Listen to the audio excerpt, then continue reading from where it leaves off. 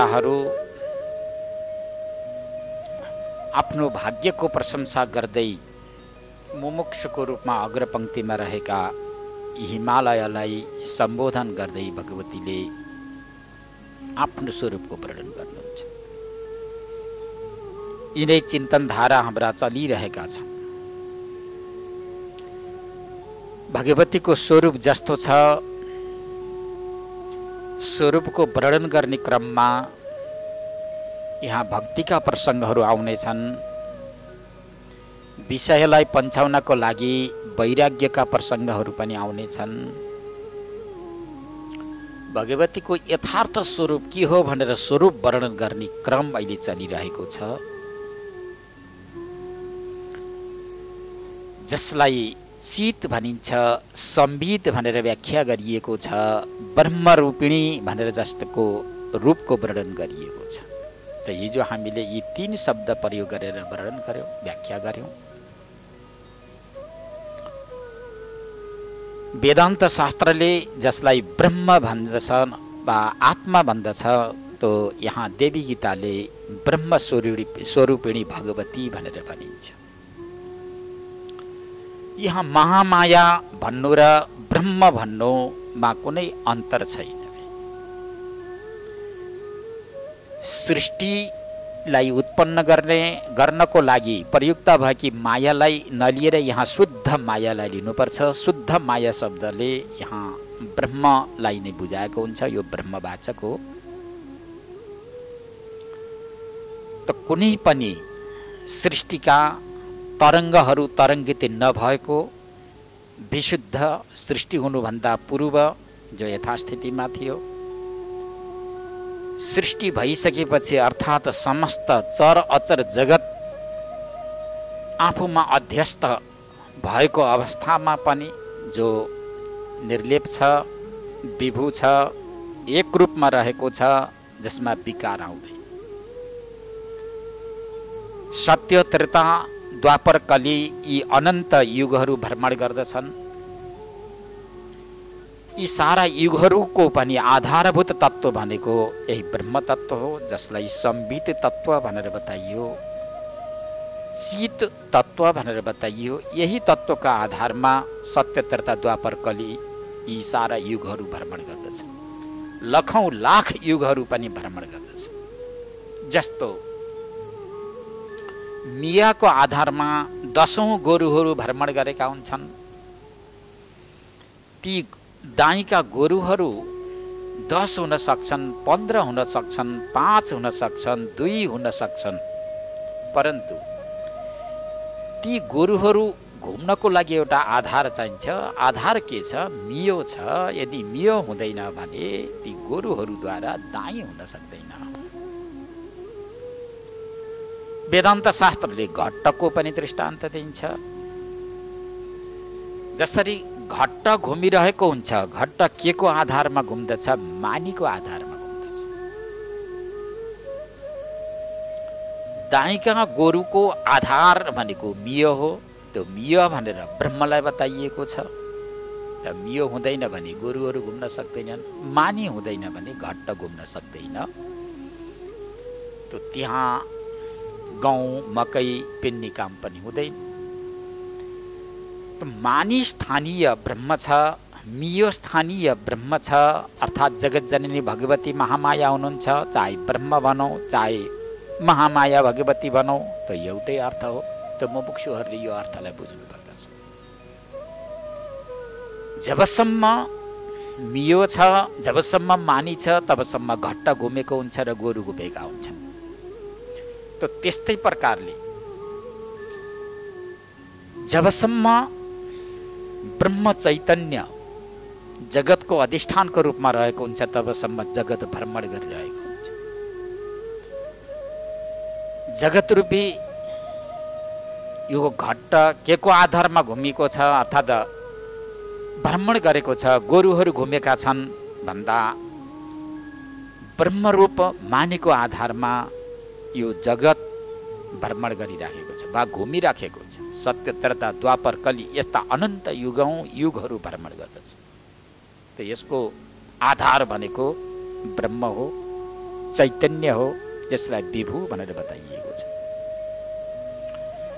त विभु रूपमा रहेकी शुद्ध जगतजननी भगवतीको नगिचमा अचानक सृष्टिलाई उत्पन्न गराउने माया, जसलाई विकारी भनिन्छ, त्यो विकारी माया उत्पन्न भइन्। त्यो कसरी, कुन दिन, कुन तिथि मितिमा उत्पन्न भइन् भनेर कसैले पनि बताउन सकिँदैन।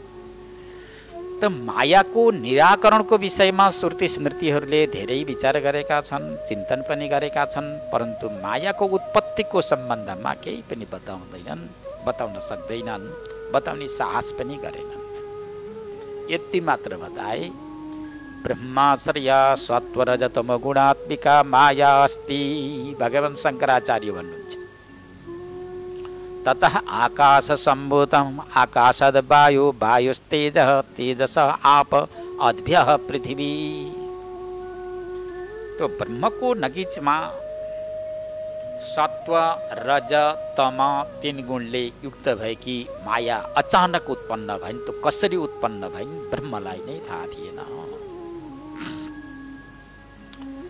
त त्यस्तै मायाबाट आकाशको उत्पत्ति भयो, आकाशबाट वायु उत्पन्न भयो, वायुबाट तेज उत्पन्न भयो, तेजबाट जल उत्पन्न भयो, जलबाट पृथ्वीको उत्पन्न भयो भनेर भगवान शङ्कराचार्यले तत्त्वबोध नामक ग्रन्थमा लेख्नु भएको छ। अन्य वेदान्त शास्त्र, उपनिषद शास्त्रमा पनि यही क्रमले बताइएको छ। तो जगतजननी भगवती शुद्ध ब्रह्म स्वरूपिणी भगवतीको नगिचमा अचानक माया उत्पन्न भइन्। त ती मायालाई सत भन्न पनि मिल्दैन, असत भन्न पनि मिल्दैन। सत र असत उभयात्मिका मान्न पनि मिल्दैन। तो सत नै हो भने नाश हुन नपर्ने। जब ज्ञान हुन्छ, ब्रह्म विद्याको बोध हुन्छ, ब्रह्म विद्याको बोध भइसकेपछि माया रहन्छन् भनेर कसैले पनि बताउँदैन, कुनै शास्त्रले पनि बताउँदैन। त्यो ब्रह्म ज्ञान भइसकेपछि मायाको अस्तित्व नरहने भएकोले यसलाई सत मान्न पनि सकिँदैन, किनकि सत त सदा सर्वदा कुनै अवस्थामा पनि नाश नहुनुपर्ने, सदा सर्वदा रहिरहनु पर्ने। तर ज्ञानको अवस्थामा, ज्ञान भइसकेपछि मायाको अस्तित्व नरहने भएकोले मायालाई सत भन्न पनि मिल्दैन। मायालाई बिल्कुलै असत बन्ध्या पुत्र जस्तो, खपुष्प जस्तो, आकाशको पुष्प, पुष्पवाटिका जस्तो मान्न पनि सकिँदैन, किनकि यत्रो विश्व ब्रह्माण्ड देखिएको छ। यहाँ अनन्त जीवहरू छन्, भ्रमण गरिराखेका छन्, कोही रोइरहेका छन्, कोही हाँसिरहेका छन्।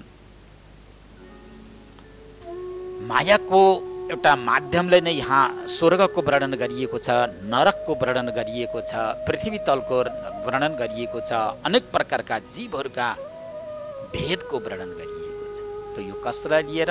मायालाई लिएर गरिएको छ। बिल्कुलै असत नै हो भनौँ भने यत्रो जगत खडा भएको छ, ब्रह्ममा जीव जगत र ईश्वरलाई जुन परिणत गरिदिएकी छ, अनन्त जीवहरू खडा गरिदिएकी छ।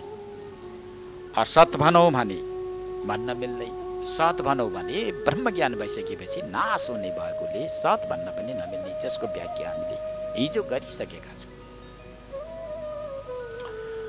अब सत र असत उभयात्मिका हुन् भनेर यदि भनौँ भने पनि उभयात्मिका पनि बन्न सक्दैनन्। किन बन्न सक्दैनन् भने सत र असत एक जग्गा रहन सक्दैन, ज्ञान र अज्ञान एक जग्गा रहन सक्दैन। यी दिन र रात जस्ता हुन्। प्रकाश भएको ठाउँमा अन्धकार रहन सक्दैन, जहाँ प्रकाश छ त्यहाँ अन्धकार रहन सक्दैन। तो अन्धकारै अन्धकार जहाँ छ त त्यहाँ प्रकाश छैन, प्रकाश नहुनुले नै त्यहाँ अन्धकार भइरहेको छ। यसरी उभयात्मिका पनि बन्न सक्दिनन्। यस्ती माया, त्यसलाई स्वशक्ति भनेर भनिन्छ। तो कसलाई आधार बनाएर यी माया खडा भएकी छन् वा मायाको उत्पत्ति भएको छ भन्ने सम्बन्धमा पनि यहाँ विद्वानहरूले विविध चर्चा परिचर्चा गर्नुभएको छ। शिष्यलाई बुझाउनको लागि बहुतै कोसिस गर्नुभएको छ।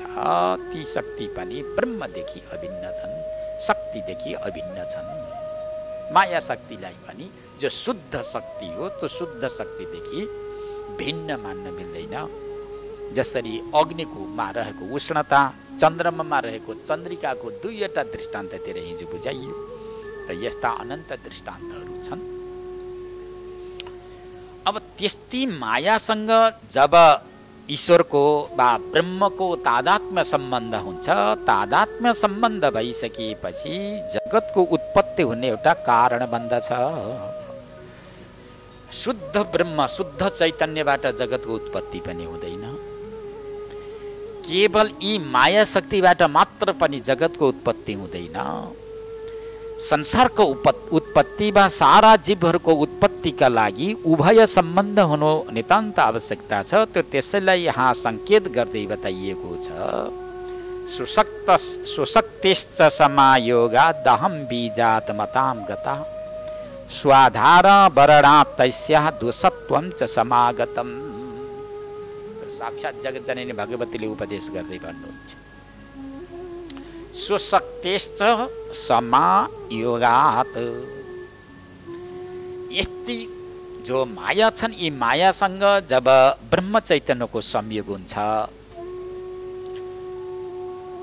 मायासँग सम्बन्ध भइसकेपछि त्यो ब्रह्म चैतन्य नै बीजको रूपमा त्यो मायामा प्रविष्ट भएको भनेर मानिएको छ। यो जगतको उत्पत्ति क्रमलाई लिएर बताइएको।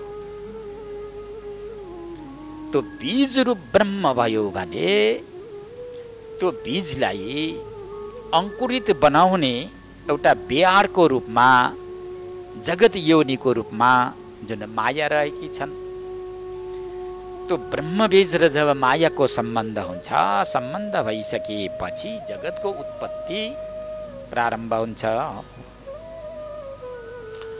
अब माया र ब्रह्ममा के अन्तर छ? ब्रह्म चैतन्य हो, ब्रह्म विभु हो भने यी माया जड हुन्। ब्रह्म चैतन्यको आधार र शक्ति नपाएसम्म यिनीमा स्वतन्त्र शक्ति केही पनि नभएकोले यिनलाई जडताको संज्ञा दिएको छ र यिनलाई दोष रूपा पनि भनेर बताइयो। यसलाई दोषी पनि बताइएको छ। मायालाई दोषी भनेर बताइएको छ। त किन बताइयो दोषी भन्दा स्व आधार आवरणात्, जो आफ्नै आधार हो, जसबाट आफ्नो उत्पत्ति भयो, उत्पत्ति भएको तो आधारभूत तत्त्वलाई नै ढाकिदिने छोपिदिने भएकोले यो मायालाई दोषी भनेर बताइएको छ। दोषत्वं च समागतम्, त यसलाई दोषी भनेर बताइएको छ। यसमा दोष छ किनकि आफ्नै मूलभूत तत्त्वलाई नै यसले ढाकिदिएको छ। जस्तो अग्निबाट उत्पन्न भएको धुवाँले आफै उत्पत्ति, आफ्नो नै उत्पत्ति स्थान अग्निलाई नै जसरी छोपिदिएको हुन्छ, त त्यस्तै प्रकारले जसद्वारा मायाको उत्पन्न भएको छ, त त्यस्तो चैतन्यलाई नै जसले आवरण वा ढाकिदिने भएको भएर यसलाई दोषत्वम, यसलाई दोषी भनेर जुन बताइएको छ, दोष रूपता भनेर पनि बताइएको छ। किनकि आफ्नै आधारभूत जुन तत्त्व छ उसलाई नै छोपिदिएको छ। त्यही भएर दोष रूपता, जड रूपता भनेर जुन मायालाई यसरी बताइएको छ। अब यी दुईको संयोगद्वारा जगतको उत्पत्ति हुन्छ। जगतको उत्पत्ति हुने जुन क्रममा तो यहाँ मायालाई कुन रूपमा लिइन्छ र चैतन्यलाई कुन रूपमा लिइन्छ उत्पत्तिको क्रममा भन्ने सन्दर्भमा जगज्जननी भगवती महामायाले यहाँ उपदेश गर्दै बताउनुहुन्छ। चैतन्यस्य समायोगान् निमित्तत्वं च कथ्यते प्रपञ्च परिणामाच्च समवायित्वमुच्यते। यहाँ निमित्त कारण र उपादान कारणको पनि प्रसङ्ग ल्याउनुहुन्छ।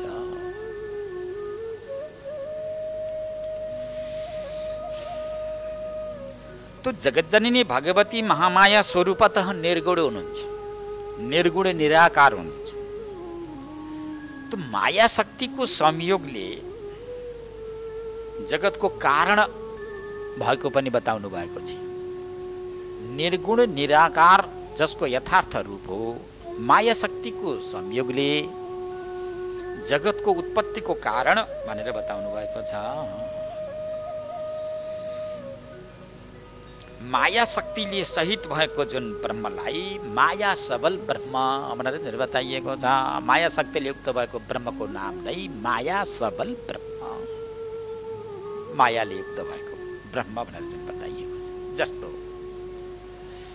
ब्रह्मलाई मात्रै पनि बीज भनिँदैन भाइ। यद्यपि मायामा सृष्टिको उत्पत्ति गराउने जुन विशेष प्रकारको शक्ति हो, तेज हो, त्यो त परब्रह्म परमात्माद्वारा नै आधान हुन्छ भनेर बताइएको छ। गीतामा पनि यिनी बताइएको छ, तासाम ब्रह्म महद योनि रहम बीज पिता प्रभु भनेर यसरी बताइएको छ। त यस क्रममा यहाँ यस्तो बताइएको छ कि जस्तो भकारीमा रहेको जुन धान छ, त्यो धानलाई बिउ कसैले पनि भन्दैन। भकारीमा रहेको धानलाई कसैले पनि बिउ भन्दैन। पानीमा भिजायो, भिजाएका धानलाई लिएर जब बियाडमा छरिन्छ, छरिसकेपछि बल्ल बिउ भनेर भनिन्छ, बीज भनेर भनिन्छ। भकारीमा जबसम्म रहन्छ तबसम्म त्यसलाई बीज भनेर कसैले पनि भन्दैन, बिउ भनेर कसैले भन्दैन। पहिला भिजाउनु पर्यो, भिजाइसकेपछि बियाडमा लगेर छरिन्छ, छरिसकेपछि त्यसलाई बिउ भनेर भनिन्छ। त्यहाँबाट अङ्कुर उत्पन्न हुन्छ। अङ्कुर उत्पन्न भइसकेपछि अब धानको जुन प्रक्रिया हो, त्यो धान फल्ने प्रक्रियामा ऊ प्रवेश गरेको हुन्छ। त त्यस्तै प्रकारले ब्रह्म चैतन्य शुद्ध, जसलाई शुद्ध ब्रह्म चैतन्य भनेर बताइएको छ, अब त्यो ब्रह्म चैतन्य जगतको कारण हुन सक्दैन, ऊ आफ्नै स्वरूपमा भएको छ। परन्तु मायासँग जब युक्त हुन्छ, माया सबलित ब्रह्म भनेर जसलाई बताइएको छ, उसँग सम्बन्ध भइसकेपछि अब त्यहाँबाट जगत अङ्कुरित हुन्छ र नाना प्रकारका वस्तु पदार्थहरू देखिन थाल्दछन्। त्यसको लागि अब यहाँ ब्रह्म चैतन्यलाई के मान्ने र माया शक्तिलाई के मान्ने सन्दर्भमा भगवतीले यहाँ उपदेश गर्दै भन्नुभएको छ, चैतन्यस्य समायोगान् निमित्तत्वं च कथ्यते प्रपञ्च परिणामाच्च समवायित्वमुच्यते। यद्यपि सिधै अर्थ र सामान्यतया अर्थ गर्दै भगवतीले भन्नुभएको छ, चैतन्यलाई निमित्त कारण मान्नु भएको छ भने र मायालाई समवायी कारण अर्थात् उपादान कारण भनेर जुन बताइएको छ, कुनै पनि कार्य उत्पत्तिको लागि दुई वस्तुको आवश्यकता पर्दछ। निमित्त कारण र समवायी कारण अर्थात् उपादान कारण। जस्तो दृष्टान्तको रूपमा अब घडालाई ल्याउँ, वस्त्रलाई ल्याउँ, सिक्री औँठीलाई ल्याउँ, त यी तीन प्रकारका दृष्टान्तद्वारा यहाँ बुझ्न सकिन्छ। दृष्टान्तको रूपमा जस्तो घडा खडा गर्नु पर्यो, घडा तयार गर्नु पर्यो भने त्यहाँ उपादान कारण र निमित्त कारणको आवश्यकता पर्दछ। त्यो घडाको उपादान कारण के हो? घडाको उपादान कारण माटो हो। जबसम्म माटो छ तबसम्म त्यहाँ घडा निर्माण गर्न सकिन्छ। यदि माटो नै हुँदैन भनेदेखि घडा निर्माण गर्न सकिँदैन। घडाको उपादान कारण मृत्तिका अर्थात् माटो हो भने निमित्त कारण त्यो माटोलाई पानीमा भिजाएर चक्कामा राखेर दण्डाले घुमाएर त्यो व्यवहारोपयोगी घडा खडा गर्नको लागि निमित्त कारण। त्यो निमित्त कारण भनेको के? कुमाले। त्यो कुमाले निमित्त कारण भयो, उपादान कारण माटो भयो। त उसका औजारहरू प्रयोग गरेर व्यवहारोपयोगी घडा खडा हुन्छ। जस्तो हामीले च्यादर ओढेका छौँ, कपडाहरू लगाएका छौँ। अब यो कपडाको उपादान कारण के त भन्दाखेरि धागो। कपासबाट उत्पन्न भएको धागो उपादान कारण हो भने निमित्त कारण भनेको कारिगर भयो। त्यो कारिगरले आफ्ना औजारहरू प्रयोग गरेर व्यवहारोपयोगी कपडा तयार गरेको हुन्छ। कपडा कार्य भयो, त्यसको उपादान कारण धागो भयो, निमित्त कारण कारिगर भयो। त्यो हातमा लगाएको औँठी हुन्छ, सबैले औँठी लगाएका हुन्छन्, गलामा सिक्री लगाएका हुन्छन्, अन्य आभूषणहरू पनि लगाएका हुन्छन्। त त्यो सिक्रीको औँठीको उपादान कारण के? त उपादान कारण भनेको सुवर्ण हो, सुन हो। त्यो सुनलाई औँठीको रूपमा तयार गर्ने वा सिक्रीको रूपमा परिणत गरिदिने स्वर्णाकार हो। उसले आफ्ना औजारहरू प्रयोग गरेर सिक्री बनाउँछ, औँठी बनाउँछ, वा त्यस्तै अन्य विभिन्न प्रकारका आभूषणहरू तयार गरेको हुन्छ। उपादान कारण जबसम्म सुवर्ण हुँदैन, सुवर्णको अभावमा औँठी कसैले पनि अर्थात् निमित्त कारणले मात्रै वा स्वर्णकारले मात्र निर्माण गर्न सक्दैन। त्यो सुवर्ण रूप उपादान कारण त छ, परन्तु निमित्त कारण स्वर्णाकार भएन भने पनि औँठी तयार हुन सक्दैन। यी दुईको अपरिहार्यता छ। जस्तो माटो छ कुमाले छैन भने पनि घडा तयार हुन सक्दैन, कुमाले छ र माटो छैन र उसका औजार छैनन् भने पनि घडा तयारी हुन सक्दैन। यी दुईको संयोग निमित्त कारण र उपादान कारणको संयोग भयो भने व्यवहारोपयोगी घडा, व्यवहारोपयोगी वस्त्र र व्यवहारोपयोगी औँठी सिक्री आदि सबै तयार भए चाहिँ त यहाँ निमित्त कारणको रूपमा जगतजननी भगवती महामायाले यो सामान्य दृष्टान्त र सामान्य अर्थ गर्दै भन्नुहुन्छ। ब्रह्म चैतन्यलाई यहाँ निमित्त कारण बताउनुहुन्छ, बीज प्रदान गर्ने होला।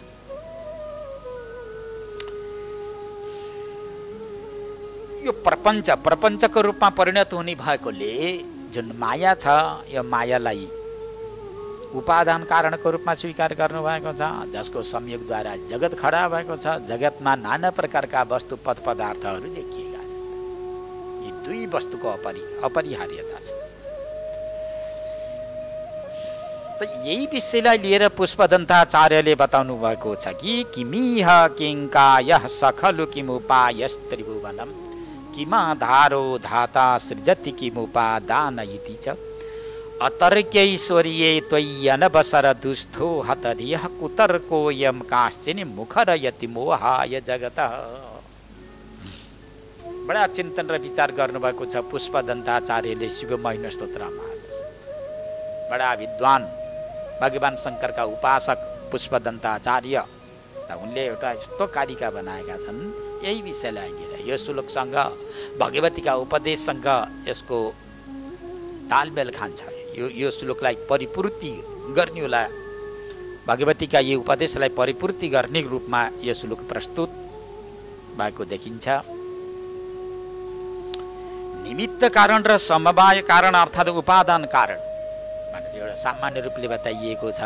यो जगतको उत्पत्तिमा भगवतीलाई अर्थात् मायालाई उपादान कारण र साक्षात् परब्रह्म परमात्मालाई निमित्त कारण बनाए तापनि यो एउटा सामान्य उपदेश हो। विशेष रूपले हेर्दै जाँदा अभिन्न निमित्तोपादान कारण परब्रह्म परमात्मा नै हुनुहुन्छ। अर्थात् साक्षात् जगतजननी भगवती महामायामा नै यी दुवै प्रकारका उपाधिहरू छन्। यी दुवै प्रकारका वस्तु, यी कारणहरू जगतजननी भगवती महामायामा छन्।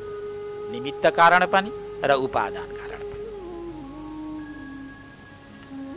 जस्तो यो विषयवस्तु कहाँबाट बुझिन्छ? एउटै ईश्वरद्वारा यो सारा अब कहीँ त मायालाई उपादान कारण र ईश्वरलाई निमित्त कारण बताइन्छ, त कहीँ सिधै गएर ईश्वरद्वारा नै यो सकल सृष्टि भएको छ भनेर जुन बताइन्छ त यसमा विमत जस्तो देखिन्छ, परन्तु त्यस्तो होइन। त विचार गर्दै जाँदा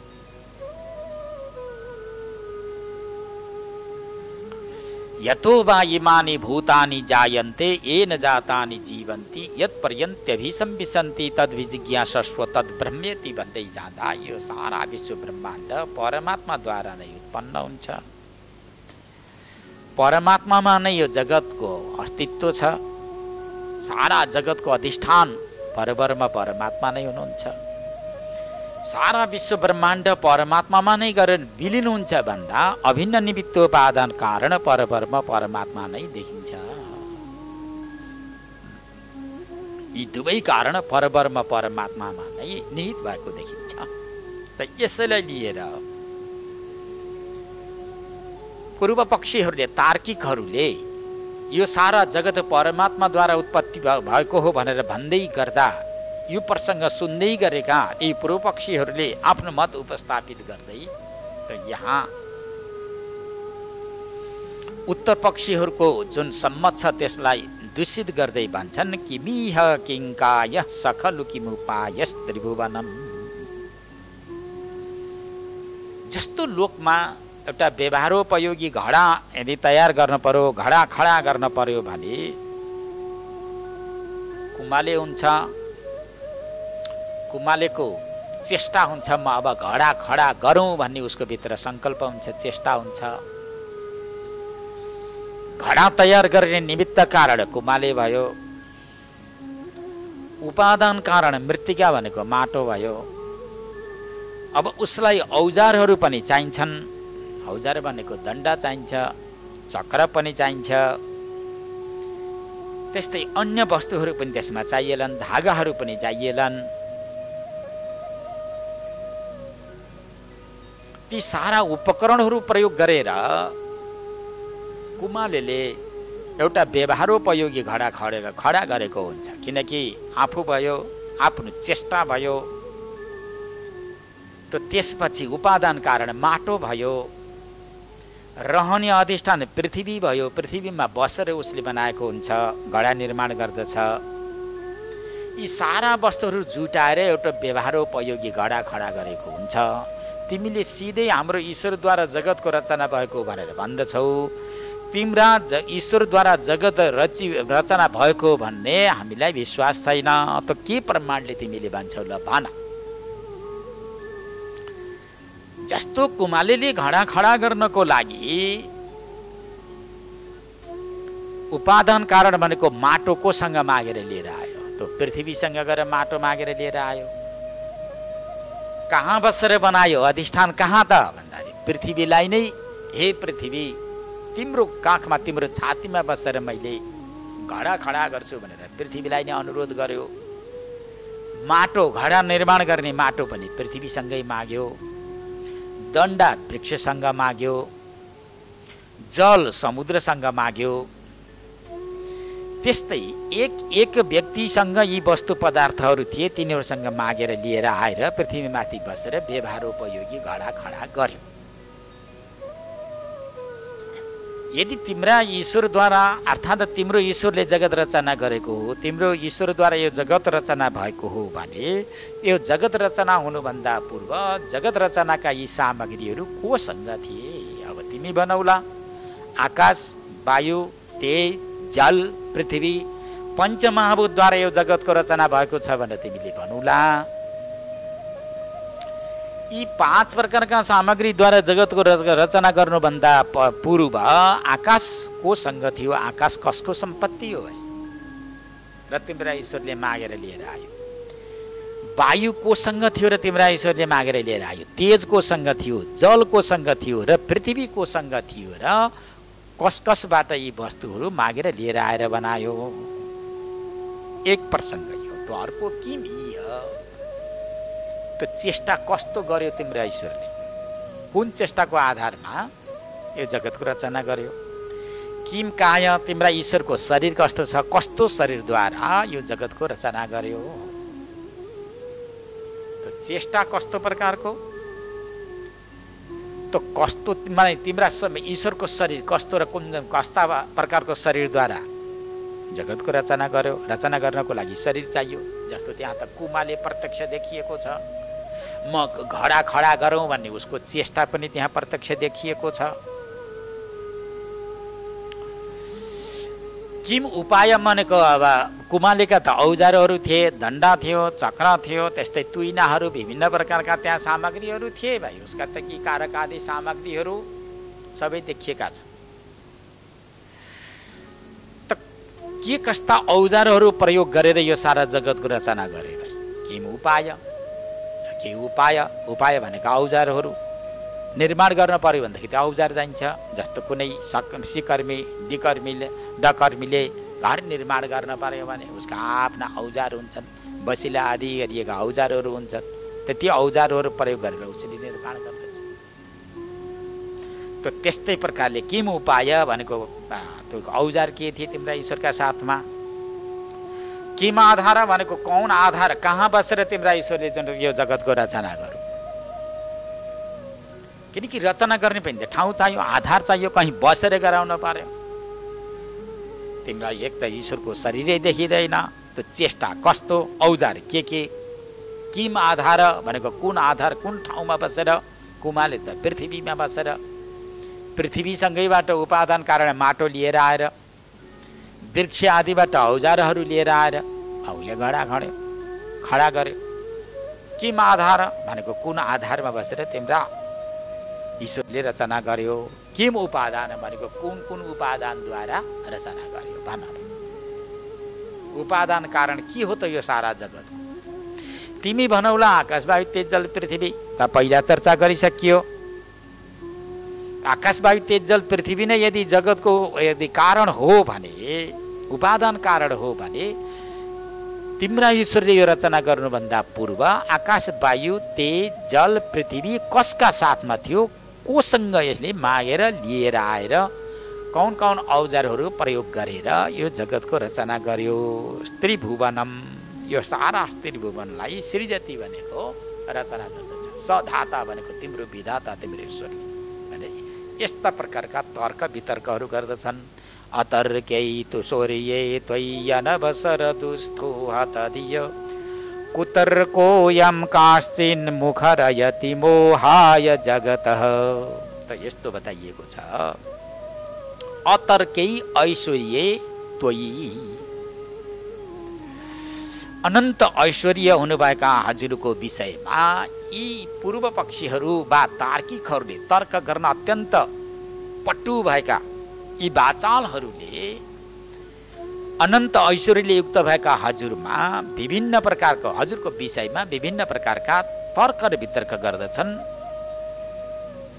अनवसर दुस्थ भनेको कोही त्यो यो कुनै अवसर नै छैन, टुङ्ग नबुङ्ग नभएको भए, अप्रासङ्गिक कुनै टुङ्गो नभएका तर्क र वितर्क गर्दै जो सामान्य व्यक्ति छन्, हतधिय भनेको एकदमै सामान्य बुद्धि भएका जुन व्यक्तिहरूलाई उनीहरूले आश्चर्यचकित बन्दछन्, उनीहरूलाई मोहित गराएका हुन्छ।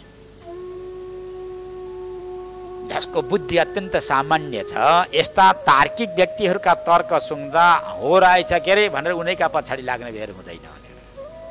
अलिकति बुद्धिमानी जसले शास्त्र श्रवण गरेको छ, ईश्वरको विषयमा जसले श्रवण गरेको छ, परमात्माका सगुण र निर्गुणको विषयमा जसले विचार चिन्तन गरेको छ, सुन्ने अवसर प्राप्त गरेको छ, त्यस्तो व्यक्तिको लागि त यो मोहाय भनेको उनीहरूको लागि यो आश्चर्य हुँदैन। जो सत्सङ्गको नगिचमा पुगेका छैनन्, जो महापुरुषका मुखारविन्दबाट ईश्वरको बारेमा जीव जगतको बारेमा जसले सुनेका छैनन्, ब्रह्मको विषयमा जसले सुनेका छैनन् भने त्यस्ता व्यक्तिहरूमा आश्चर्यचकित हुन्छन्, किनकि जसको बुद्धि मन्द छ। अयम कुतर्क भनेको यो कुतर्क हो, यो कुतर्क सामान्य व्यक्तिका लागि बाचाल बनाइदिन्छ, आश्चर्यचकित बनाइदिन्छ। हो रहेछ क्यारे भनेर उनीका पछाडि लाग्न बेर हुँदैन। जो पूर्वपक्षी छन् अर्थात् नास्तिक मतलाई स्वीकार गरेर हिँडिरहेका छन्। यहाँ त नास्तिकै त नभनौँ, परन्तु उनीहरूले पनि कुनै न कुनै अंशमा ईश्वर मानेका हुन्छन्, परन्तु ईश्वरलाई मान्दैन। स्वाभाविक रूपमा यो जगतको उत्पत्ति भएको छ भनेर उनीहरूले स्वाभाविक रूपमा नै यो जगतको उत्पत्ति मानेका हुन्छन्। परन्तु जो वेदान्त सिद्धान्त हो, श्रुति सिद्धान्त हो, यसमा दोष लगाउँदै सामान्य व्यक्तिहरूको मतिलाई भ्रम खडा गरिदिन्छन्। त हजुरको जुन एउटा ऐश्वर्य, हजुरको कल्पना शक्ति, जो वैचित्र्य शक्ति छ, त्यो शक्तिको यता थाहा नपाएका जुन व्यक्तिहरू छन्, त्यस्ता व्यक्तिहरूलाई भने यिनीहरूले आश्चर्यचकित बनाएका हुन्छन् भनेर चाहिँ बताइएको छ। त यसैलाई माण्डुक्य उपनिषदमा अर्थात् माण्डुक्य कारिकामा बताइन्छ, यथोर्ण नाभि सृजते गृह्णते च यथा पृथिव्या मोषधयः सम्भवन्ति यथा शतपुरुषात् केशलोमानि तथा क्षरात् सम्भवति विश्वम। त्यो जगत रचनाको बारेमा परब्रह्म परमात्मालाई संकेत गर्दै यहाँ भनिएको छ, यथोर्ण नाभि सृजते गृह्णते च। यो सारा विश्व ब्रह्माण्ड परमात्माद्वारा नै उत्पत्ति हुन्छ, परमात्माद्वारा नै रचित हो। परमात्माद्वारा नै रचित हो भन्ने यो दृष्टान्त कहाँबाट हामीले बुझ्ने?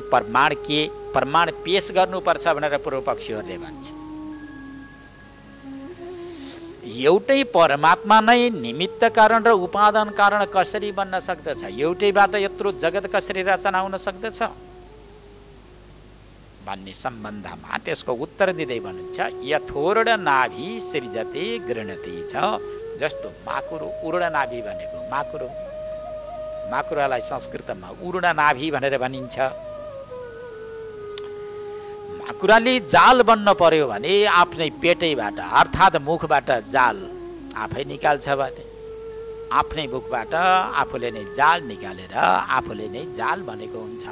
त्यो माकुराले जाल बन्न पर्यो भने त्यो धागो माग्न कसैसँग पनि जाँदैन, आफ्नै पेट आफ्नै मुखबाट निकाल्दछ। र त्यो जाल बन्न पर्यो भने कुनै मिस्त्रीको शरणमा पनि जाँदैन। त्यो त्यहाँ गएर मैले जाल बन्नु पर्यो, मलाई अब खेल्न मन लागेको छ, क्रीडा गर्न मन लागेको छ भनेर त्यो मिस्त्री खोज्न, कारिगर खोज्न पनि माकुरो कहीँ जाँदैन। आफ्नै मुखबाट आफूले धागो निकालेर अनि आफूले नै त्यसलाई जालको रूपमा भनेर क्रीडास्थली बनाएर त्यसैमा क्रीडा गर्दछ। जसरी माकुरो अर्थात् उर्ड नाभिले आफैबाट जाल निकालेर आफूले बनेर जसरी क्रीडा गर्दछ, त्यो त्यस्तै प्रकारले परब्रह्म परमात्माले पनि यो सारा जगतलाई निर्माण गर्ने सामग्री पनि आफूले नै कल्पना गर्दछ। र यो जगतको निर्माण गर्न पनि दोस्रो व्यक्ति अर्थात् कारिगर खोज्नु कोही आवश्यकता छैन। कर्तुम अकर्तुम अन्यथा कर्तुम समर्थ सर्वसमर्थ ईश्वरमा छ।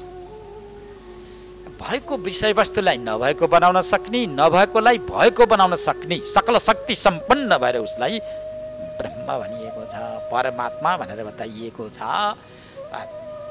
यही कारणले यही दृष्टान्तको आधारमा परब्रह्म परमात्मा नै निमित्त कारण पनि हो र उपादान कारण पनि हो।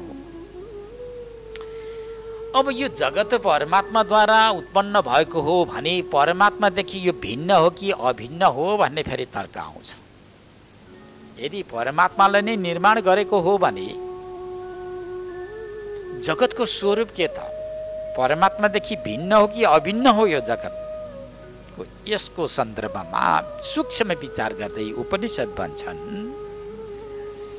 यथा पृथिव्याम औषधयः सम्भवन्ति, जसरी पृथ्वीबाट औषधि भनेको वृक्षहरू, विभिन्न प्रकारका लताहरू, अन्नहरू यी सारा उत्पन्न हुन्छन्। यी वृक्षहरू भए, औषधिहरू भए, अन्नहरू भए, जे उत्पन्न हुन्छन्, यी सारा उत्पन्न भएका वस्तुहरू यी सबै पार्थिव हुन्, पृथ्वीकै अपर रूप हुन्, अपर मूर्ति हुन्। पृथ्वीसँग यिनीहरूको अभिन्नता छ। यी सबै पृथ्वी स्वरूप नै हुन्। देख्दा यहाँ अन्न जस्तो देखिए तापनि यो अन्न पनि पार्थिव नै हो। वृक्षहरू देखिएका छन्, वृक्षहरू पनि पृथ्वीकै विकार अर्थात् पृथ्वीकै अपर मूर्ति हुन्। त भन्नुपर्दा यसको तात्पर्य के त भन्दा परमात्माद्वारा उत्पन्न भएको यो सृष्टि परमात्मादेखि भिन्न हुन सक्दैन, यो परमात्मादेखि अभिन्न नै छ। जस्तो विवर्ता कारण भनेर बताइएको छ। जस्तो घडा हुन्छ, त्यो घडा माटोदेखि भिन्न हुन सक्दैन। माटो नै घडा हो, मृत्तिका नै घडा हो, मृत्तिकेतेव सत्यम। वाचारम्भ विकार नामधेय भनेर जुन उपनिषदले बताएको छ, एउटा वाणीमा मात्रै एउटा भिन्नता हो, परन्तु मृत्तिकामा कदापि भिन्नता हुन सक्दैन। घडा माटो नै हो, माटो नै घडा हो। जसरी त्यो त्यस्तै प्रकारले यी पार्थिव पृथ्वीबाट उत्पन्न भएका जे जति वस्तुपद पदार्थहरू छन्, यी सारा वस्तुपद पदार्थहरू पृथ्वीकै अपर मूर्ति भए जस्तै परमात्माद्वारा उत्पत्ति भएको जुन जगत छ, यो जगत पनि परब्रह्ममय हो, परब्रह्मको रूप नै हो। विचारक वेदान्त सिद्धान्तमा जो डुबेका छन्, वेदान्त सिद्धान्तलाई जसले स्वीकार गरेका छन्, त्यस्ता व्यक्तिहरूले जगत र परमात्मामा कुनै प्रकारको भिन्न देख्दैनन्, एक रूपले देखेका हुन्छ। यो जगतलाई ज्ञानीहरूले ब्रह्मवृक्ष भनेर भन्दछ। अज्ञानीले यो जगतलाई दुःख रूपले देखेको हुन्छ। अत्यन्त दुःखले युक्त भएको दुःख स्वरूप, दुःखको एउटा पुञ्जको रूपमा अज्ञानले देखेको छ भने ब्रह्मज्ञानीले यसलाई ब्रह्मको पुञ्ज, ब्रह्म वृक्ष, ब्रह्म बीज भनेर जुन बताएका छन्। ब्रह्मज्ञानीहरूले जगत र परब्रह्म परमात्मामा कुनै प्रकारको भेद भिन्नता देख्दैनन्। त त्यसको लागि यथा पृथिव्याम औषधयः सम्भवन्ति, फेरि पनि तर्क गर्न थाले। यस्तो चेतन परब्रह्म परमात्माद्वारा जड जगतको उत्पत्ति कसरी भयो?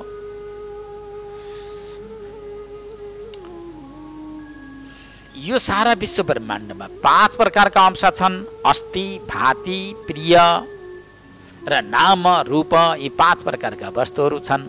5 प्रकारका वस्तु मध्येमा अस्ति, भाति, प्रिय यो 3 प्रकारको रूप ब्रह्मको हुन्छ। अस्ति भन्दा छ, थियो, रहिरहन्छ। भाति भनेको जसले प्रकाश गरिरहन्छ, ज्ञान स्वरूप छ।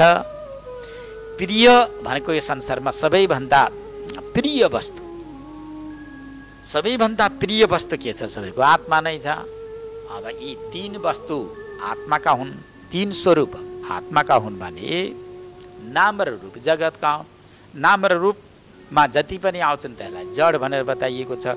चेतनद्वारा यस्तो जड जगतको उत्पत्ति कसरी हुन्छ भनेर जुन बताइएको थियो त्यस्तो पनि सम्भव छ भनेर उत्तर दिँदै यथा सतपुरुषात केशलोमानी, जस्तो जिउँदो व्यक्तिका दारी र जुङ्गा र हातमा रहेका यी नङहरू, औँलामा रहेका नङहरू जसरी उत्पन्न हुन्छन् त त्यस्तै प्रकारले चैतन्य चेतन ब्रह्मबाट, चेतन परब्रह्म परमात्माबाट जड जगतको उत्पत्ति पनि हुन सक्छ भन्ने उत्तर दिनको लागि यथा सतपुरुषात केशलोमानी तथा अक्षरात् सम्भवति विश्वम त उपनिषदमा बताइएको छ। जस्तो जीवित व्यक्तिका केश रौँहरू जसरी उत्पन्न भएका हुन्छन् यी जड नै हुन्। हातका औँलाका नङहरू छन्, ती नङहरू जसरी उत्पन्न भएका छन् ती साक्षात् जड स्वरूप छन्। त जसरी उत्पन्न हुनु सम्भव भयो त त्यस्तै प्रकारले चेतन स्वरूप भएको परब्रह्म परमात्माबाट पनि यो जड जगतको उत्पत्ति हुनु सम्भव छ भनेर यसरी 3वटा दृष्टान्त दिएर जगतको सम्बन्धमा बताइएको छ। जगतजननी भगवती महामायाले यहाँ यो उपदेशको क्रममा चैतन्यस्य समायोगान् निमित्तत्वञ्च कथ्यते प्रपञ्च परिणामाच्च समवायित्वमुच्यते। यद्यपि जुन माया शक्ति यो उपादान कारणको रूपमा व्याख्या गरिएको छ, ब्रह्म चैतन्यलाई यहाँ निमित्त कारणको रूपमा उपदेश गरिएको छ तापनि अब यो एउटा सामान्य रूपले यिनीहरूलाई उपदेश गर्दै जानुहुन्छ र त्यो विशेष रूपले भन्दै गर्दा विशेष रूपले भन्नुपर्दा एउटै चैतन्य परब्रह्म परमात्माद्वारा सारा विश्व ब्रह्माण्डको उत्पन्न हुन्छ। अब उत्पन्न गराउने बेलामा जुन शक्तिसँग संयुक्त भएको हुन्छ भाइ, शक्तिसँग संयोग भएको जुन ब्रह्म छ त्यस्तो ब्रह्मद्वारा नै यो सारा जगतको उत्पत्ति स्थिति र अन्त्य हुन पनि सम्भव छ भन्ने यो विषयवस्तु यहाँ यो श्लोकमा प्रस्तुत गर्दै जानुभयो। किनकि मायासँग जब उसको सम्बन्ध हुन्छ, सम्बन्ध भइसकेपछि मायालाई निमित्त बनाएर, मायालाई एउटा साधन बनाएर शुद्ध चैतन्यबाट मात्र यो जगतको उत्पत्ति नहुने भएकोले मायालाई एउटा माध्यम बनाएर यो सारा जगतको रचना गर्नुभएको छ। अब यो जगतको विचार गर्दै गर्दै जाँदा अवशिष्ट के रहन्छ त? अन्तिममा बाँकी के रहन्छ त? सत्य के हो त? मायालाई निमित्त बनाएर उत्पन्न भएका वस्तु पदार्थ सत्य हुन् कि होइन त भनेर विचार गर्दै गर्दै अत्यन्त सुदृढ विचार गर्दै गर्दै जाँदा जगतलाई ब्रह्मज्ञानीहरूले ब्रह्मको अपर रूपमा देख्छन् तापनि अब सबैले त्यसलाई त्यस्तो प्रकारले देख्दैनन्। वेदान्तका 2 प्रकारका मुख छन्, एउटा विधिमुख अर्को निषेधमुख। ब्रह्मज्ञानीहरूले विधिमुखद्वारा अर्थात् सर्वत्र चैतन्य छ, सर्वत्र परब्रह्म परमात्मा छ, यहाँ कुनै पनि तत्त्वको वाद गर्नु आवश्यकता छैन भन्ने दृष्टिले हेर्छन् भने, परन्तु जो सामान्य व्यक्ति छन् त ती सामान्य व्यक्तिहरूले यो विधिमुखले हेर्न सक्दैनन्, उनीहरूले निषेधमुखले नै हेर्छन्। निषेधमुखले हेर्दा अत्यन्त सुविधा हुन्छ। विधिमुखभन्दा विचार गर्ने अवस्थामा यो निषेधमुख अत्यन्त सुविधा हुने भएकोले निषेधमुखलाई नै जुन स्वीकार गरेर भनिन्छ त्यो अब यदि अन्तिममा विचार गर्दै जाँदा अवशिष्ट तत्त्व संसारमा के रहन्छ भन्दा संसारमा अवशिष्ट तत्त्व भनेको ब्रह्म नै रहन्छ भनेर अन्तिममा उपदेश गरिन्छ। त्यो अगाडिको पाठमा आउँदैछ। अब यी मायालाई आफ्ना मति अनुसार दार्शनिक व्यक्तिहरूले, हर व्यक्तिहरूले, चिन्तन गर्ने चिन्तकहरूले मायाको विषयमा यस्तो भन्दछन्, केचित् ताम तपयित्याहुस्तमः केचित् जडम परे ज्ञानम मायम प्रधानम च प्रकृतिम शक्तिमप्यजाम विमर्शयति ताम प्राहु शैव शास्त्र विशारदाः। त यी माया सिधै भन्नुपर्दा यो मायाको चमत्कार ब्रह्म चैतन्यलाई प्राप्त गरेर जब माया सर्जनको लागि, सृष्टिको लागि तयारी हुन्छन्, तयारी भइसकेपछि नाना प्रकारका वस्तु पदार्थको जहाँ उत्पत्ति हुन्छ भनेर बताइन्छ। एक त मायालाई साधन र निमित्त बनाएर परब्रह्म परमात्माले नै सृष्टिको रचना गर्नुहुन्छ भन्ने एक पक्ष रह्यो, यो एक पक्ष हो। अर्को पक्ष चैतन्य परब्रह्म परमात्माको शक्तिलाई स्वीकार गरेर माया अत्यन्त बलवती बन्छन्। बलवती भएकी मायाले नाना प्रकारका वस्तु पदार्थहरूको रचना गर्न सुरु गर्छिन्। भन्दै जाँदा के यहाँ विरोधाभास देखिएन? विरोधाभास जस्तो देखिन्छ। एक त चैतन्यले मायालाई निमित्त बनाएर रचना गर्यो, अर्को चैतन्यको शक्ति प्राप्त गरेर मायाले रचना गरिन् भन्दा यहाँ कुनै प्रकारको विरोधाभास हुँदैन। चैतन्यको सत्ता प्राप्त नगरेसम्म मायाले कुनै पनि कार्य गर्न नसक्ने भएकोले, कार्य गर्न असम्भव भएकोले यहाँ सूक्ष्म रूपले हेर्दै जाँदा चैतन्यमा नै गएर यो शङ्काको समाधान हुन्छ। त अब यो संसारमा प्रवृत्त भएकी जो माया छन्, मायाको विषयमा त कोही विचारकहरूले तप भनेर जुन मायालाई भन्दछन्, यो माया पनि एउटा तपको रूप हो भनेर भन्दछन्। कसैले तम अन्धकार हो, 5 प्रकारका अस्त्रहरू मायामा रहन्छन् भनेर कसैले बताउँछन्। केचित जडम भने अपरे भनेका अर्का थानीहरूले मायालाई जड भनेर बताउँछन्। यो जड माया हो, चेतनको सत्ता पारे चेतन जस्तो भएकी छ, परन्तु यसको यथार्थ रूप भनेको त जड नै हो।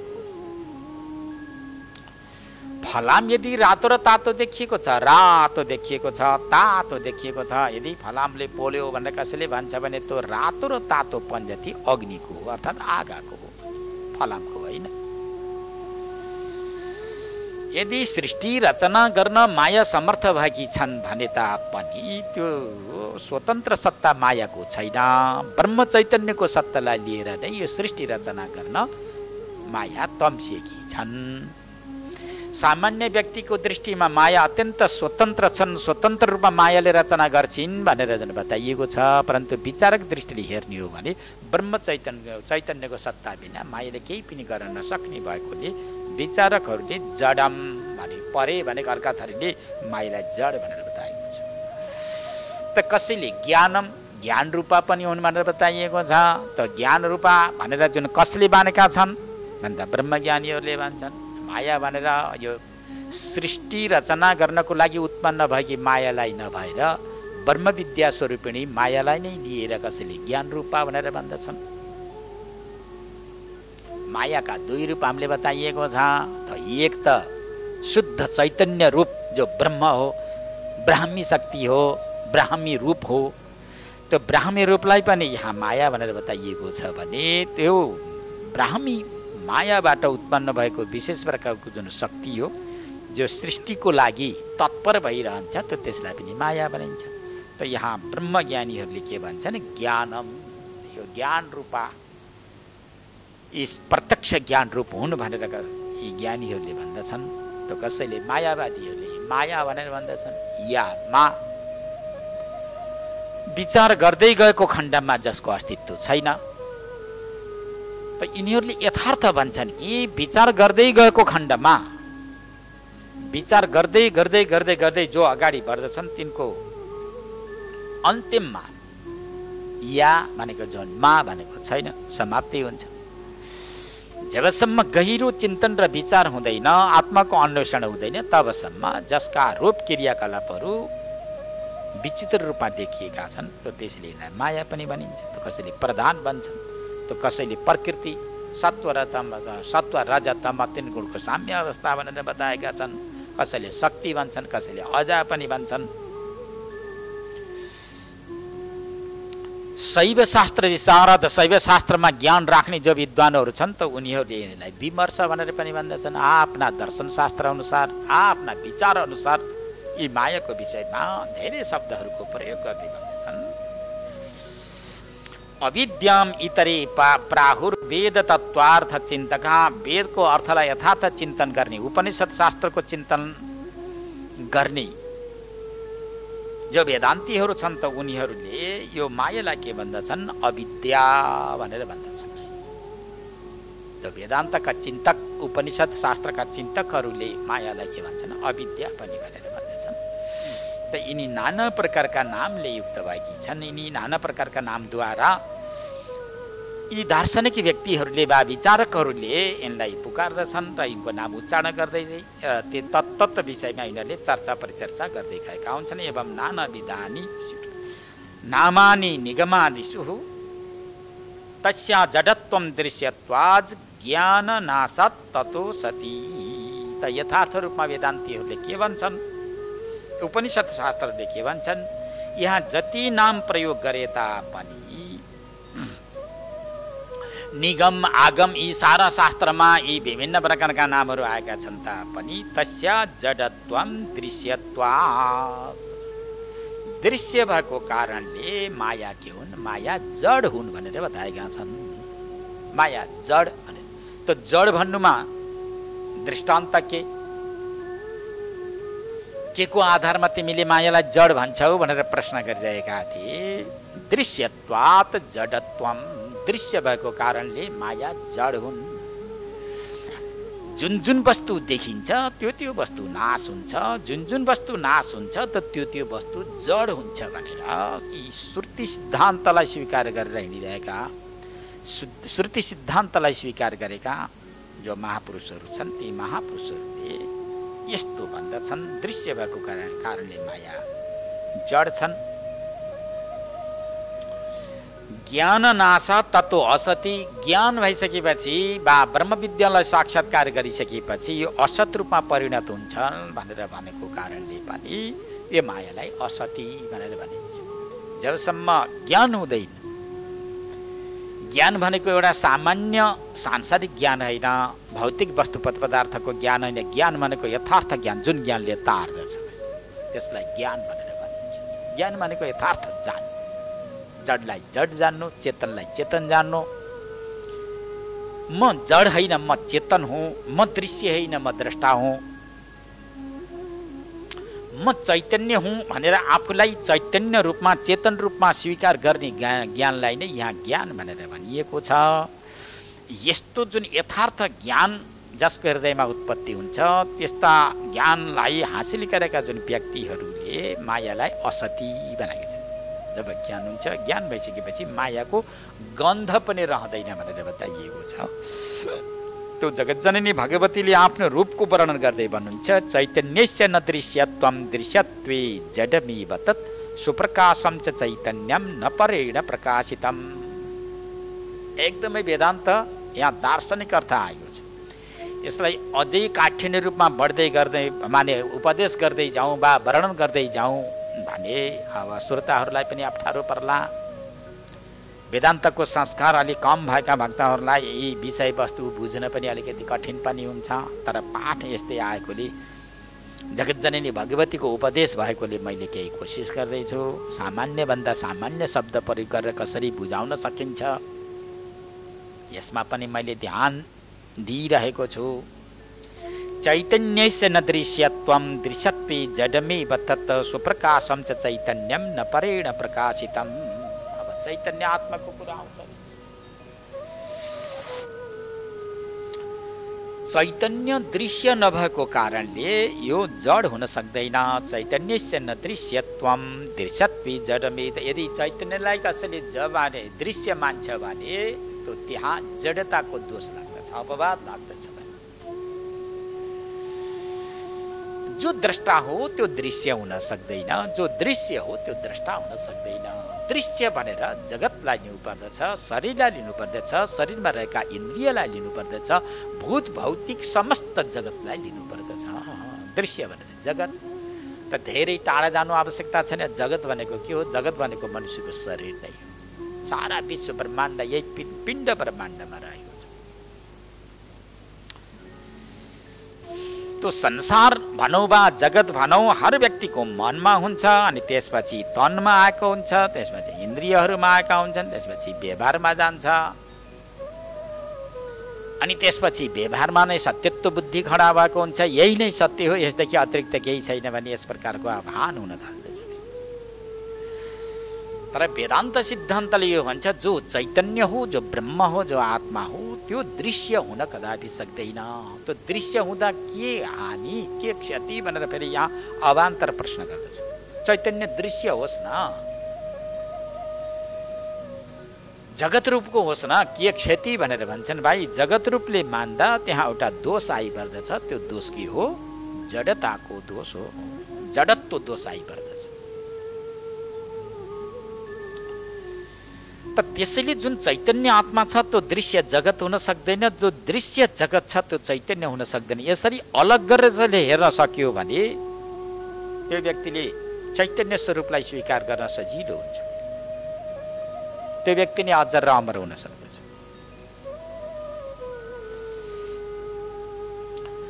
जड जगतप्रति जुन जीवको एउटा आसक्ति रहन्छ, त्यसप्रति ठुलो आसक्ति वा त्यसमा आस्था रहन्छ, त्यो तबसम्म चैतन्य परब्रह्म परमात्मालाई प्राप्त गर्न सक्दैन। त्यसैले जो चैतन्य छ त्यो दृश्य हुन सक्दैन। जीवात्माले संसारतिर फर्केर जगत सम्बन्धी वस्तु पद पदार्थलाई सत्य हो भनेर उसको पक्षधर बनेर लागे तापनि त्यो सत्य हुन सक्दैन, कुनै दिन धोका खान्छ।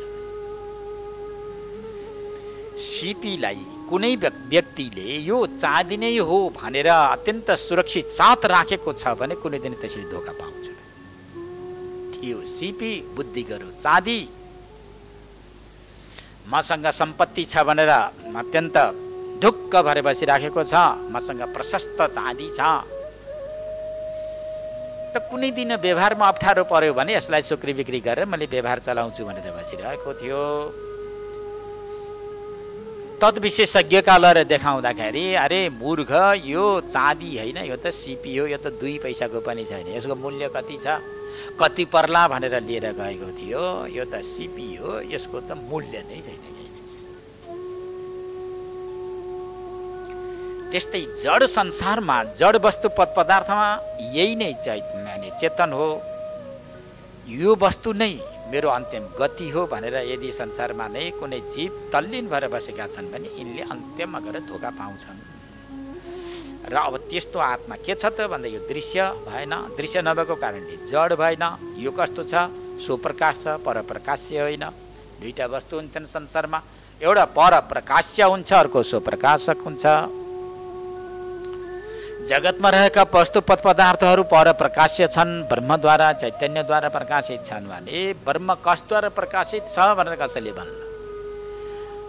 अर्थात् जगतजननी भगवती महामायाको जुन चित रूप छ त्यो चित रूप कसद्वारा जुन प्रकाशित छ भनेर यदि कसैले प्रश्न गर्यो भने नपरेड प्रकाशितम, अरूद्वारा प्रकाशित हुँदैन। यदि कसैले जगत जस्तो अब भन्दै गयो, सामान्य एउटा कोठाको अन्धकारलाई हटाउनको लागि बत्तीले कोठाको अन्धकारलाई हटाइदिन्छ, कोठाको अन्धकारलाई हटाउने बत्ती भयो। त्यस्तै प्रकारले एउटा सामान्य एरियाको अन्धकारलाई हटाउनको लागि विद्युत भयो, बिजुली बत्ती भए, बुलाबहरू बले भने, चिमहरू बले भने एउटा सीमित एरियाको अन्धकारलाई उनीहरूले नाश गरिदिन्छन्। सारा विश्व ब्रह्माण्डकै अन्धकारलाई हटाउनु पर्यो भने सूर्यको आवश्यकता छ, सूर्यद्वारा यो सारा विश्व ब्रह्माण्डको अन्धकार हट्दछ। यस्तै यस्तै भन्दै जाँदा ब्रह्म चैतन्यलाई पनि त कसैले जुन प्रकाश गर्ला भन्दै जानु पर्दछ। खोज्दै सोध्दै एक उसको अन्धकार, उसलाई उसले प्रकाश गरेको, उसले प्रकाश गरेको भन्दै भन्दै जाँदा ब्रह्म चैतन्य पनि परप्रकाश्य होला। ब्रह्म चैतन्यलाई पनि कसै न कसैले प्रकाशित गरेको हुनुपर्छ भने कसैले तर्क गर्छ भने त्यो तर्क मिल्दैन। ब्रह्म चैतन्यको पनि यदि कसैले प्रकाश को कल्पना गर्छ भने अनि फेरि ऊ प्रकाशको पनि प्रकाश गर्ने अर्को हुनु पर्ला, उसको पनि प्रकाश अर्को हुनु पर्ला। खोज्दै खोज्दै जाँदा अनवस्था दोष लाग्छ। त त्यसैले यहाँ ब्रह्म चैतन्य सबैभित्र रहेको जुन आत्मा छ यो कसैद्वारा पनि प्रकाशित छैन, आफैमा प्रकाशित छ। यी सारा दृष्टान्तहरू के को लागि? अब मुमुक्षुहरूले, श्रोताहरूले निचोड रूपमा यही अर्थ बुझ्नु पर्दछ। सबैभित्र एउटा चैतन्य आत्मा छ। त्यो चैतन्य आत्मा परप्रकाश्य होइन, सो प्रकाश हो। त्यो ज्ञान स्वरूप छ जसलाई आत्मा स्वरूप भनेर बताइएको छ। जसरी बाहिर सुख पाउनको लागि जगतजननी भगवती महामायाको जबसम्म स्तुति र प्रार्थना हुँदैन, भगवती प्रसन्न हुनुहुन्न तबसम्म दुःख निवृत्ति हुँदैन भनेर बताइन्छ। त्यस्तै प्रकारले यो वेदान्त दर्शनमा अन्नमय, प्राणमय कोश, मनोमय कोश, विज्ञानमय कोश, आनन्दमय कोश, यी पाँचौँ कोशलाई एक एक केलाएर बिन्दै बिन्दै गएर कोशातीत परब्रह्म परमात्मा जसलाई आत्मा भनिन्छ, जसलाई चैतन्य भनियो, जबसम्म त्यो चैतन्यसँग सम्यक हुँदैन तबसम्म कुनै पनि जीवले सुखको अनुभूति गर्न सक्दैनन् भन्ने यो एक प्रकारको दृष्टान्त हो। त त्यसैले आत्मा परप्रकाश्य होइन, सो प्रकाश हो। प्रकाश भनेको ज्ञान स्वरूप हो, सुख स्वरूप हो, आनन्द रूप हो। कसैलाई यदि आनन्द चाहिएको छ, सुख चाहिएको छ भने आफूतिर फर्कनु पर्दछ, आत्माको अन्वेषण गर्नुपर्दछ भन्ने यसको दृष्टान्त हो। कर्म कर्तृ विरोध स्यात् तस्मात् तद्दीपवत् स्वयं। कर्म कर्तृ एउटै हुन सक्दैन, आफै पूज्य आफै पूजक हुन सक्दैन। पूज्य र पूजकमा पूज्य भगवानका विग्रहहरू हुन्छन्, मूर्तिहरू हुन्छन्। पूजक जुन भक्त हुन्छ, उपासक हुन्छ। उपासकले जस्तो पूज्य देवको पूजा गर्दा त्यहाँ कर्ता हुन्छ, त्यहाँ क्रियाद्वारा त्यहाँ इष्टदेवको जुन पूजा बनिरहेको हुन्छ। त त्यस्तै प्रकारले यहाँ पनि जो परब्रह्म परमात्मा हुनुहुन्छ, त्यो परब्रह्म परमात्मा सारा विश्व ब्रह्माण्डको प्रकाशक हुनुहुन्छ। विश्व ब्रह्माण्डले उसलाई प्रकाश गर्न सक्दैन, विश्व ब्रह्माण्डलाई परब्रह्म परमात्माले प्रकाश गर्नुहुन्छ। उहाँ दीपवत् भनेको बत्ती जस्तो, कोठाको बत्ती जस्तो, जस्तो कोठामा बालेको बत्ती सारा वस्तु पदार्थलाई जसरी प्रकाश गरेको हुन्छ, त त्यस्तै प्रकारले आत्माले सारा इन्द्रियलाई, कोठाका वस्तु पदार्थलाई प्रकाश गरेको छ बत्तीले। भन्नुको तात्पर्य के त?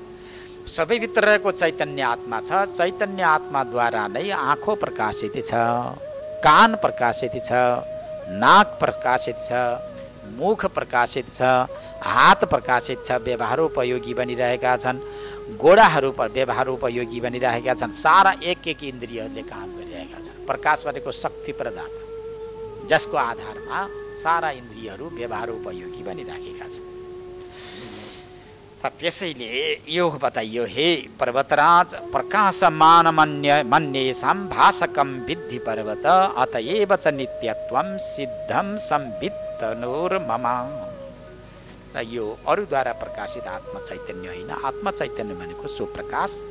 स्वप्रकाश आत्म चैतन्यको अन्वेषण गर्न सकियो भने, तिमीहरूले गर्न सक्यौ भने, वा तिमीले गर्न सक्यौ भने सदाको लागि सुखी बन्न सक्दछौ भन्ने भगवतीको यो उपदेश हो। अब आत्माको व्यापकता रूपलाई बुझाउँदै भगवती भन्नुहुन्छ, जाग्रत स्वप्न सुषुप्त्यादौ दृश्यस्य व्यभिचारतः संविदो व्यभिचारस्य नानुभूतोस्ति करेची। विशेष प्रकारको उपदेश गर्दै भन्नुहुन्छ, हे राजर्षि, हे हिमालय, ध्यान दिएर सुन। जाग्रत स्वप्न सुषुप्त्यादौ दृश्यस्य व्यभिचारतः। अब यहाँ अवस्था तीन प्रकारका छन्, भूतकाल पनि तीन प्रकारका छन्, भूतकाल, वर्तमान काल र भविष्यत काल। भूतकाल वर्तमान कालमा छैन, वर्तमान काल भविष्यत कालमा छैन, जाग्रत स्वप्नमा छैन, स्वप्न सुषुप्तिमा छैन, सुषुप्ति जाग्रतमा छैन, स्वप्न जाग्रतमा छैन, सुषुप्ति स्वप्नमा छैन। एक एक अवस्थामा अन्तर छ भाइ। स्थूल शरीरमा रहेका स्थूल इन्द्रियद्वारा जहाँ व्यवहार गरिन्छ त्यसलाई जाग्रत अवस्था भनेर भनिन्छ। श्रोत्रादि इन्द्रिय ही शब्दादि विषयश्च ज्ञायते इति यत सा जाग्रत अवस्था भनेर भनिन्छ। स्थूल शरीरमा रहेका श्रोत्रादि कान, नाक, मुख, छाला यी साराद्वारा जो विश्व ब्रह्माण्डमा यो स्थूल जगतमा जो व्यवहार हुन्छ त्यसलाई जाग्रत अवस्था भनिन्छ। यो जाग्रत अवस्थालाई परित्याग गरेर फेरि स्वप्न सुतेको निदायको अवस्थामा गइन्छ। निदायको अवस्थामा अब यो शरीर त्यहाँ गएको हुँदैन, शरीर बिस्तरामा सुतेको हुन्छ। कहाँ कहाँ भाग दौड गरेर जङ्गलमा दौडिरहेको हुन्छ, बाघ भालुले उसलाई लखटिरहेका हुन्छन्, वा नदीमा खसिरहेको हुन्छ। जुन घरभित्र सुतिरहेको हुन्छ स्वप्न अवस्थामा यस्तो देख्यो, आफू नै सुतेको घर जलेको देख्यो, घरमा आगो लगाएको पनि देखेको हुन्छ। स्वप्न अवस्थामा माताको मृत्यु, पिताको मृत्यु, पत्नीको मृत्यु, पतिको मृत्यु, पुत्रको मृत्यु, कई प्रकारका मृत्यु भएका जुन घटनाहरू पनि स्वप्न अवस्थामा त्यो जाग्रत अवस्थामा सँगसँगै खानपिन गरेर अनि त्यसपछि निदायो। निदाइसकेपछि स्वप्न देखे, स्वप्न देखिसकेपछि स्वप्नमा छोरो पनि मरेको, बाउ पनि मरेको, श्रीमान पनि मरेको, श्रीपत्नी सारा मरेको। स्वप्न अवस्थामा त्यस प्रकारका व्यवहार देखिए भाइ। जाग्रत अवस्थामा हाँसी खुसी गरेर बसिरहेको थियो। फेरि सुषुप्ति अवस्था, सुषुप्ति अवस्था भनेको भुतुक्क निदायको अवस्था हुन्छ, प्रगाढ निद्राको अवस्था हो। त्यो निद्राको अवस्थामा जाँदा त्यो स्वप्न अवस्थाका वस्तु पनि छैन। जाग्रत अवस्था स्वप्न अवस्थामा छैन, स्वप्न अवस्था सुषुप्ति अवस्थामा छैन, भूतकाल वर्तमानमा छैन, वर्तमान भविष्यत कालमा छैन। परन्तु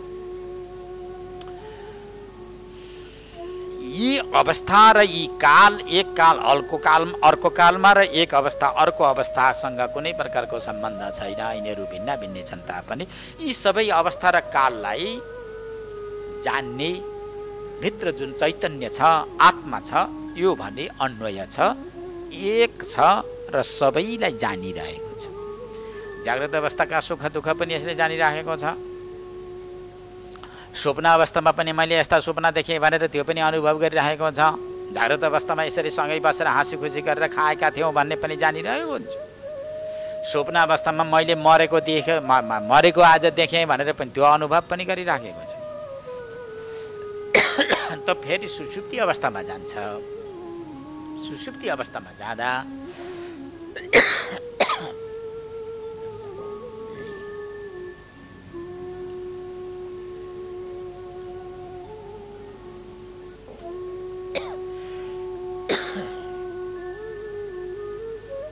सुषुप्ति अवस्थामा जाँदा प्रगाढ निद्रामा म सुतेको थिएँ, मैले केही पनि थाहा पाइनँ भनेर भन्दछ। जाग्रत पदार्थको वकालत पनि जसले गरेको छ, स्वप्न अवस्थाका वस्तु पदार्थको वकालत पनि जसले गरेको छ, सुषुप्ति अवस्थाका वकालत पनि जसले गरिराखेको छ, भूतकालका वस्तु पदार्थको ज्ञान पनि जसले गरेको छ, वर्तमानकालिक कर्मको पनि जसले वकालत गरिरहेको छ वा अनुभव गरेको छ, र भविष्यतकालमा पनि जे जस्तो हुनेछ उसले अनुभव गर्ने छ। यसरी अनुभव गर्नेलाई जुन चैतन्य आत्मा हो, यसमा कुनै प्रकारको विकार र विकृति छैन। यो तीनै अवस्थामा अनुचित छ। जाग्रत स्वप्न सुषुप्ति आदौ दृश्यस्य व्यभिचार, यी सबै व्यभिचार छ। एक अवस्थामा अर्को अवस्थाको सम्बन्ध छैन। यो अत्यन्त विचारणीय विषय हो। परन्तु आत्मा भने सबैमा अन्वय छ। जाग्रतमा जुन अनुभव गर्यो, स्वप्नमा स्वाप्निक वस्तु पदार्थको जुन अनुभव गर्यो र सुषुप्ति अवस्थामा पनि प्रगाढ निद्राको जुन आनन्दको अनुभूति गरेको अनुभव गरिराखेको छ, त्यो अनुभव गर्नेलाई आत्मामा कुनै प्रकारको व्यभिचार हुँदैन, उसमा भिन्नता हुँदैन। परन्तु अवस्थामा भिन्नता छ। त्यस्तै प्रकारले देश भनौँ, काल भनौँ, महिना भनौँ, यी सारामा भेद भिन्नता छ। एक महिनाको अर्को महिनासँग सम्बन्ध छैन। परन्तु यी महिनालाई घुमाइरहने, यी वर्षहरूलाई घुमाइरहने जुन चैतन्य आत्मा छ, त्यो चैतन्य आत्मामा कुनै प्रकारको भेद भिन्नता छैन। त म को हुँ त भन्दा म त्यही चैतन्य हुँ। कुनै प्रकारको भेद भिन्नता नभएको जुन चैतन्य हुँ त्यही नै म हुँ। हे पर्वतराज, यदि तस्याप्यनुभवस्तर्ह्ययं येन साक्षिणा अनुभूत स एवात्र शिष्ट संविद बपुः पुरा।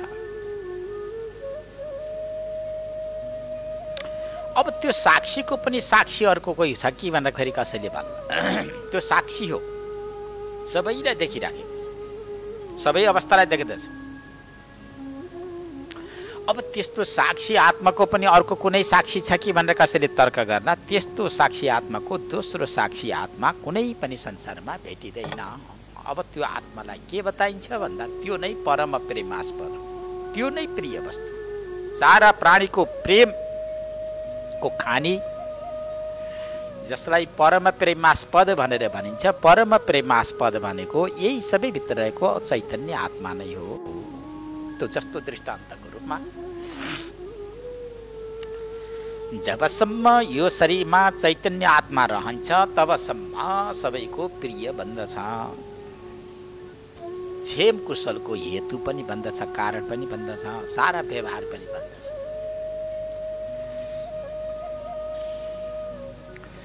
जबसम्म चैतन्य छ तबसम्म व्यक्तिको शरीर पनि प्रिय हुन्छ। चैतन्यको आधारमा चैतन्य परब्रह्म परमात्माको आधारमा जड शरीर पनि अत्यन्त प्रिय भइराखेको छ।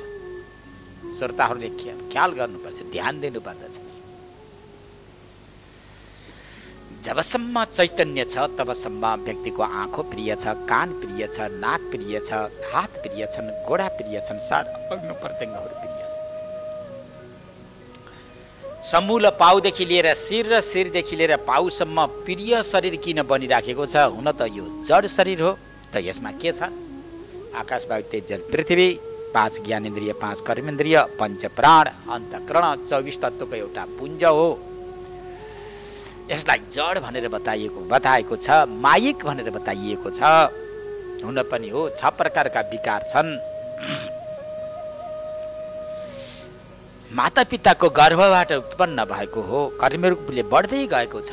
कुनै दिन यो काल कवलित हुन्छ, चित्तको आहुति हुन्छ, जड भनेर सबैले बताइएको छ, सारा शास्त्रहरूले बताउँदछन्। परन्तु यस्तो शरीर पनि अत्यन्त प्रिय छ। किन प्रिय छ भन्दा चैतन्यको संयोगले जड शरीर पनि अत्यन्त प्रिय बनिराखेको छ। यदि चैतन्य आत्माको संयोग हुँदैन भने कसैको पनि शरीर प्रिय हुँदैन। ख्याल गर्नु। तो 2-3 वर्षको अत्यन्त सुन्दर राम्रो नाति, बडा राम्रो भव्य नातिको शरीरलाई चैतन्य आत्माले परित्याग गरिदियो भने कसैले पनि घरमा राख्न चाहँदैन। नाति अत्यन्त सुन्दर छ, दिव्य छ, साक्षात भगवान श्रीकृष्ण जस्तो छ। परन्तु त्यसको शरीरबाट यदि चैतन्य निक्लियो वा चैतन्यले त्यसको शरीरलाई परित्याग गरिदियो भने त्यो नाति प्रिय हुन्छ कि हुँदैन? ख्याल गर्नु। पत्नी अत्यन्त प्रिय छन्, चैतन्यले परित्याग गरिदिएकी पत्नी प्रिय हुन्छन् कि हुँदैनन्? पति अत्यन्त प्रिय छन्, चैतन्यद्वारा परित्यक्त त्यो भने पतिको शरीर प्रिय हुन्छ कि हुँदैन? इष्टमित्र कुल कुटुम्ब एउटा दृष्टान्त मात्र, हर वस्तुमा सबै श्रोताहरूले घटाउनु पर्दछ। निष्कर्ष यही हो, जबसम्म चैतन्यको संयोग छ, परब्रह्म परमात्माको संयोग छ, तबसम्म शरीर प्रिय, इन्द्रियहरू प्रिय, उसको व्यवहार प्रिय, सबै प्रिय हुन्छ। चैतन्य परब्रह्म परमात्माले परित्याग गरिदियो भनेदेखि यो शरीर र शरीरमा रहेका इन्द्रिय ती सारा अप्रिय भएर जान्छन्, अप्रिय रूपमा परिणत भएर जान्छन्। त यसमा प्रियता कहाँबाट आएको छ? आत्माबाट आइरहेको छ। अतएव च नित्यत्वं प्रोक्तम तच्छास्त्रको विदेहि आनन्द रूपता चास्यः पर प्रेमास्पदत्वतः। पञ्चदशीकार स्वामी विद्यारण्य मुनिले पनि इयमात्मा परानन्द भनेर बताउनु भएको छ। यो आत्मा अत्यन्त परमानन्द स्वरूप छ, अत्यन्त परम प्रेमास्पद रूप। सबै छुटिसकेपछि पनि म नछुटौँ, म रहिरहँ, म बाँचिरहँ, हिजो पनि थिएँ, मेरो श्रेय मेरो कल्याण सदा सर्वदा भइरहोस् भन्ने यो कामना भित्रको चैतन्यले गरिराखेको हुन्छ। यो आनन्द रूपता भनेर बताएको छ। परम प्रेमास्पद यो आत्मा नै हो। यही परम प्रेमास्पद आत्माका लागि नै सबैले व्यवहार र कर्म गरिराखेका छन्। यही आत्माको सुखको लागि नै एक एक व्यवहारलाई सबैले अँगालिराखेका छन्। एकले अर्कासँग जुन सम्बन्ध उपस्थापित गरिराखेको छ, एकले अर्काको सेवा गरेको छ भने उही आफ्नो आत्माको र आफ्नो सुखको लागि नै गरिराखेको छ, पर सुखको लागि कसैले पनि गर्दैन। बृहदारण्यको उपनिषदमा आएको छ। ऋषि याज्ञवल्क्यले आफ्नी पत्नी मैत्रेयीलाई उपदेश गर्दै भन्नुभएको छ, नवारे पुत्राणां कामाय पुत्रा प्रिया भवन्ति, आत्मनस्तु कामाय पुत्रा प्रिया भवन्ति। नवारे पत्युः कामाय पति प्रियो भवति, आत्मनस्तु कामाय पति प्रियो भवति। नवारे जायायै कामाय जाया प्रिया भवति, आत्मनस्तु कामाय जाया प्रिया भवति। लम्बा चौडा पाठमा विशेष प्रकारको उपदेश गर्दै भन्नुभएको छ, अरे मैत्रेय, यो संसारमा पिताले पुत्रसँग सम्बन्ध उपस्थापित गरेको छ, पिताले पुत्रसँग प्रेम गरिराखेको छ भने यो आफ्नो लागि गरेको, उसको लागि गरेको होइन। म बुढो हुँला, यसले भरण पोषण गर्ला, मेरो रक्षा गर्ला, मरिसकेपछि पिण्ड तर्पण पानी देला, मेरा सम्पत्तिको उत्तराधिकारी बनिदेला, मेरो कुल खानदान वंश परम्पराको रक्षा गरिदेला भन्ने हेतुले, उद्देश्यले पिताले पुत्रसँग प्रेम गरेको हुन्छ।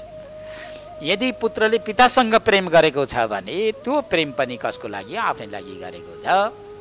पिताको आज मैले श्रद्धापूर्वक सेवा गरेँ, पिताको सम्मान गरेँ भने पिताले कमाएको धन सम्पत्ति मलाई दिनु होला र म सुखी हुँला, यस प्रकारको भावनाले पुत्रले गरिरहेको हुन्छ।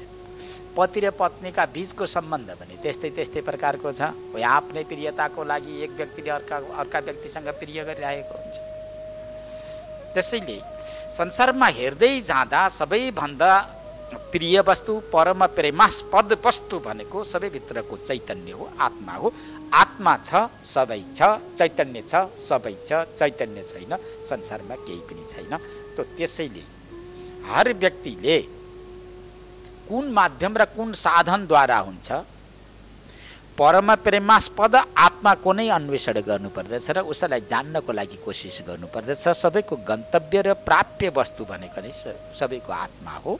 त त्यसलाई जान्नको लागि कोसिस गर्नुपर्छ। विभिन्न प्रकारका साधनहरू छन्। जगतजननी भगवती महामाया भन्नु नै आत्मा हो। भगवती मातालाई जान्न सकियो भने आफ्नो आत्मालाई जानियो र आफ्नो आत्मालाई जान्नको लागि पनि जगतजननी भगवतीको जो बाहिरी कृपा छ, आशीर्वाद छ, अनुकम्पा छ, त्यो अनुकम्पा पनि भइरहनु पर्दछ भन्ने यस्तो सङ्केत हुन्छ। र अब यो उपदेश गर्दै गर्दै अगाडि बढ्दै हुनुहुन्छ। जगतजननी भगवतीले विशेष प्रकारको उपदेश गर्नुहुन्छ र आत्माको धर्मको विषयमा, ज्ञानको विषयमा उपदेश गर्दै गर्दै गइसकेपछि अनि सृष्टिको क्रम पनि प्रारम्भ गर्नुहुनेछ। यो अगाडिको प्रसङ्ग अब भोलि अगाडि बढाउँला। अब आज समय, निर्धारित समय समाप्ति भएकोले यो प्रसङ्गलाई यही समाप्ति गर्दछु। हरि ओम तत्सत, हरि ओम तत्सत, हरि ओम तत्सत।